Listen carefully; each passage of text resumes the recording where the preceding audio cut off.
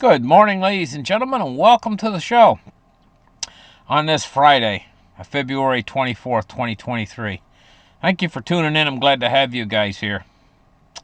We cannot afford, right now, the world's at war, basically, or moving toward that direction. And we cannot afford to have our economy go down the toilet. Not right now. And what the Fed's doing, they're inducing an artificial, they're calling it a recession. It's actually going to be a depression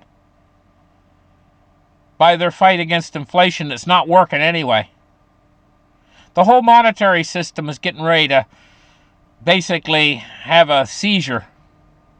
The markets, they're getting ready to turn over into a bust-up like we've never seen before. It's all starting right now.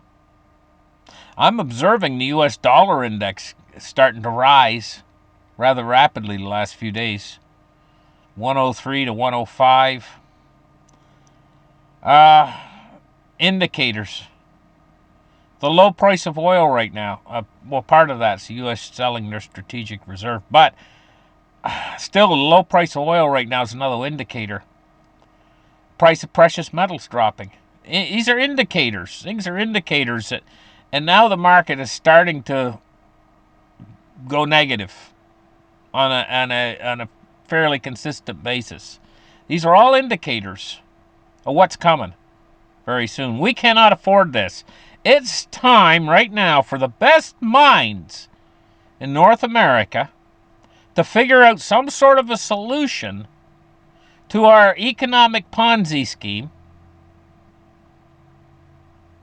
Think out of the box. Maybe the idea like the $1 trillion coin might not be such a bad idea. Think out of the box. Maybe switching over to a central bank digital currency, except not like they're planning on doing it. The way they're planning on doing it, it's going to be a total failure. Because it's going to be just like the monetary system they have now, based on a Ponzi scheme. See, why has Bitcoin got value? Because it's not based on a Ponzi scheme. I know they've yelled Ponzi. Bitcoin's not a Ponzi scheme. In fact, Bitcoin, it's set number. There can never be any more. And this is what separates a Ponzi scheme from real currency, from real money, is limited supply. That's the biggest thing.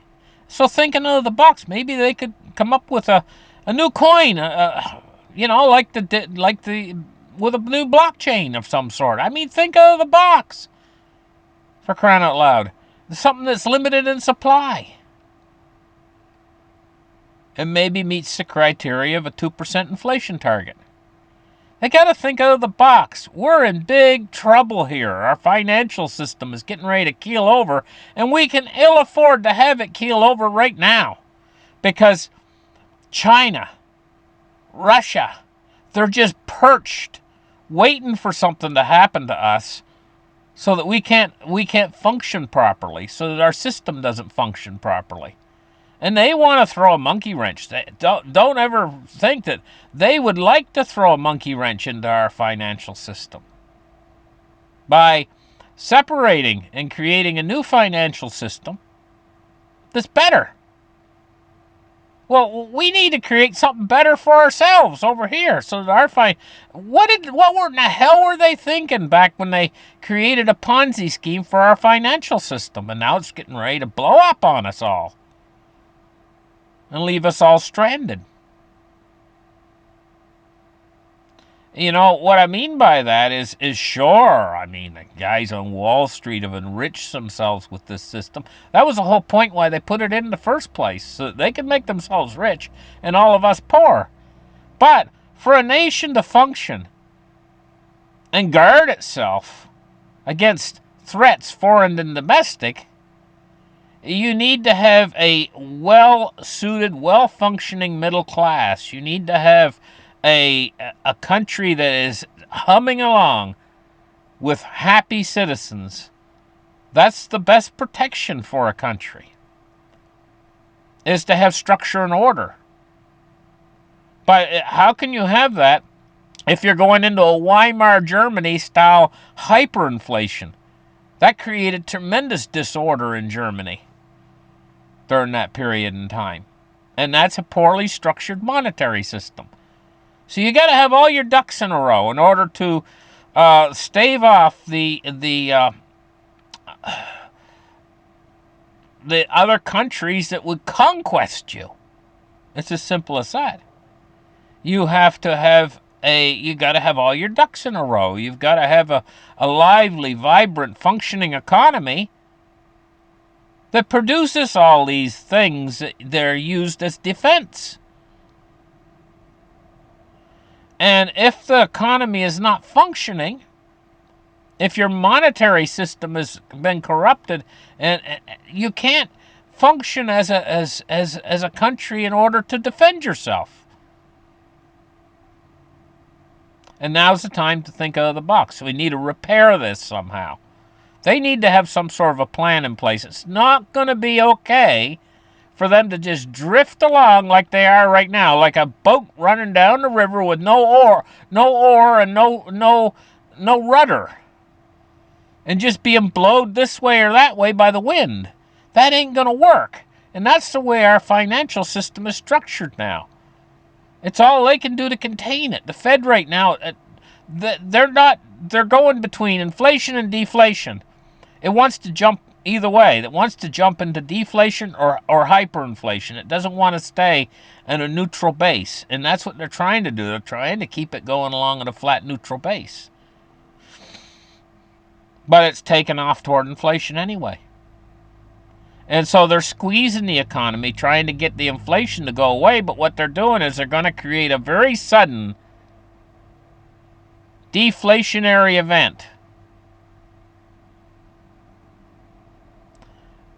And the pressure of it, we're still going to have prices moving up during that period in time. We're going to have job losses like you wouldn't believe. We're going to go into a depression, like not unlike the Great Depression.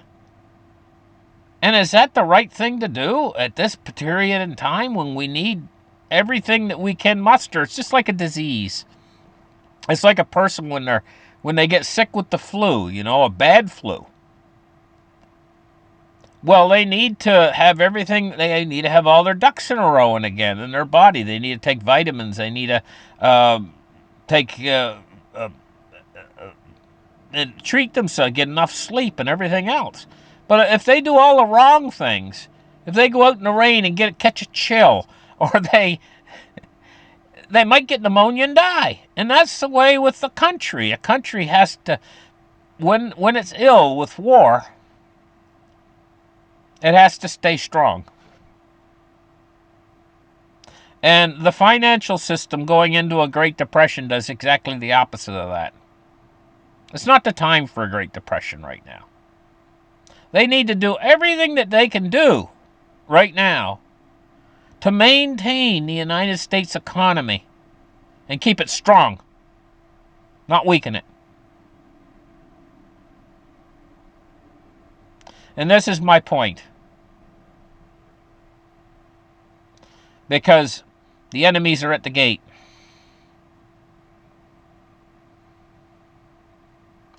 And you never laugh at the enemies at the gate. Well, take a for instance, when the Medes and Persians, Babylon thought,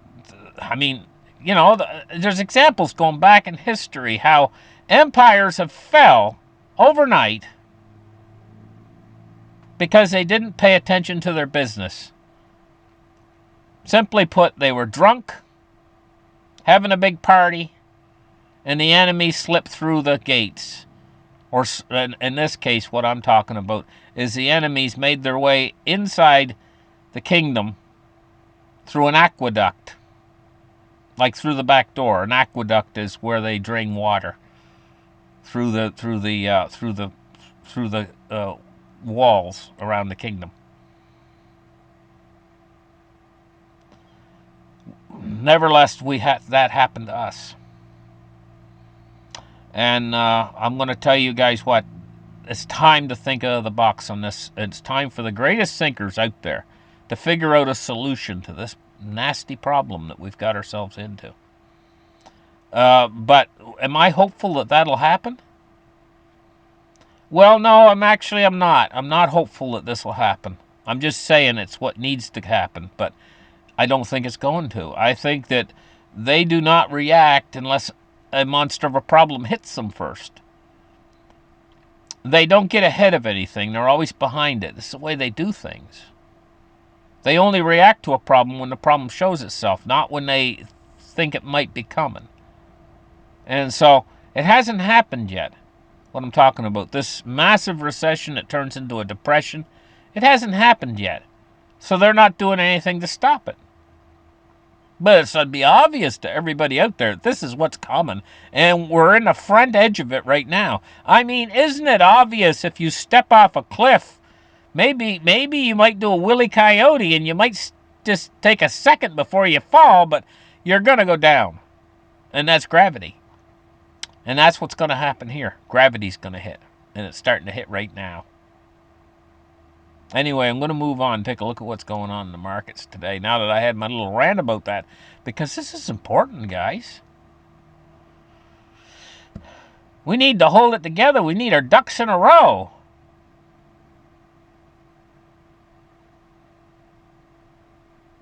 $20.82, down 50 cents on the day today, silver. This is indicative. This is what I told you guys about. I told you guys on the front edge of this. On the front edge of this thing. It's starting to hit now. We could see silver, and I've been telling you about it for a few weeks now. About the front edge of this thing. When the Fed reacts, that's when silver and gold's going to go in the opposite direction. Or possibly even before then, when investors and people out there really get scared and they want a safe haven. You know, and as these prices drop too, they're going to start snatching up the physical. So here we see silver pricing drop. Gold pricing, you know, I mean, these prices are set by a paper contract, a paper short contract. Gold is at 1811. As paper short contracts, they can create as many of them as they want and control the price. But this also makes it so that you can pick up, if you stand for delivery, you can pick up silver at a little bit cheaper price because the paper price is going down. In other words, putting it on sale. Cryptocurrency today, what we're seeing is it's starting to drop down a little bit now. It's 23,124 for Bitcoin and 1592 for Ethereum. If I don't miss the mark on this, when we really get going on this downturn in the markets, cryptocurrency is going to take a beating. Worse than gold and silver. The downside limit for silver is probably somewhere around 18, because by that time it'll be under mining production cost. Never forget, inflation's going up at the same time silver price is going down, and cost of production, mostly things like diesel oil and things they have to use in order to process this and get it into the ounce of silver, probably about $18. They go too much below that, the miners are just going to throw their hands up in the air and say, well, we're not going to mine this anymore. There's no profit in it. Miners don't work for free. Taking a look at the Dow Jones Industrial Average, it's down 422 points. This could be the start of something big. Or we could be near the start of something big. And I told you my thinking on it. The Dow's at 32,720. I'm thinking they probably got a marker already set in their mind, the Fed does, when they're going to shift and change direction. I'm just guessing when I say probably 26 or 28,000 Dow, they're going to step in. But they can't continue with this. I mean, everything just go. If they don't raise the debt ceiling and they just let these markets fall, everything there's no bottom. It's bottomless pit. By the time we reach bottom, it go down 90%. It's practically bottomless. It's the only thing that's built this Ponzi scheme is fresh new money being constantly printed. And if you stop that, the whole thing collapses on itself, and that's what's happening. It's starting to happen now. They've withdrawn enough liquidity now, it's starting to turn over and collapse. And it'll collapse rather quickly from this point forward, until they relent and start printing new money or making new money to inject into the system.